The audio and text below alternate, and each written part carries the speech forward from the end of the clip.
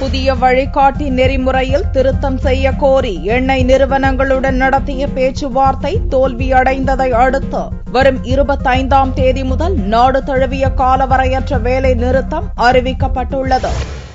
Indian oil, Bharat petroleum உள்ளிட்ட எண்ணெய் நிறுவனங்கள் தமிழகத்தில் சமையல் எரிவாயு சிலிண்டர்களை விநியோகம் செய்து வருகிறது.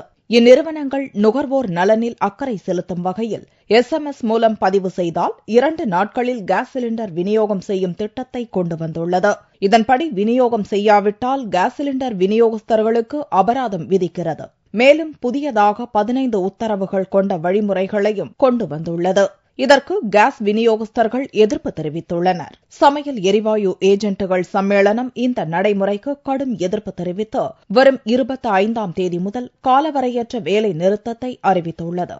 இது தொடர்பாக நடந்த பேச்சுவார்த்தை தோல்வியில் முடிந்ததால் வேலை நிறுத்தம் உறுதியாகியுள்ளது. இதுகுறித்து ஞாயிறன்று சென்னையில் தமிழ்நாடு சமையல் எரிவாயு ஏஜென்ட்டுகள் சம்மேளன செயலாளர் தட்சிணாமூர்த்தி செய்தியாளர்களை சந்தித்தார். வேலை நிறுத்தம் காரணமாக உடனடி பாதிப்பு ஏற்படாது என்றும், ஆனால் 1,30,00,000 கேஸ் சிலிண்டர் விநியோகத்தில் பாதிப்பு ஏற்படும் என்றும் கூறினார். 48 மணி நேரத்தில் சிலிண்டர் டெலிவரி பண்ணணும்னு ஒரு அளவுகோல் வச்சிருக்காங்க. Target delivery time. அந்த டார்கெட் டெலிவரி டைம் அச்சீவ் பண்ண முடியலன்னா அதுக்கு ஒரு பெனால்டி. அந்த கேப் சரியா இல்லாம கொண்டு போய் ஒரு சிலிண்டர் டெலிவரி பண்ணா அதுக்கு ஒரு பெனால்டி. இப்படி நடைமுறையில் சாத்தியம் இல்லாத விஷயங்களுக்கெல்லாம் இந்த marketing discipline guideline revenue penalties போடுறதுனால இது எங்களுக்கு ஏற்புடையதல்ல.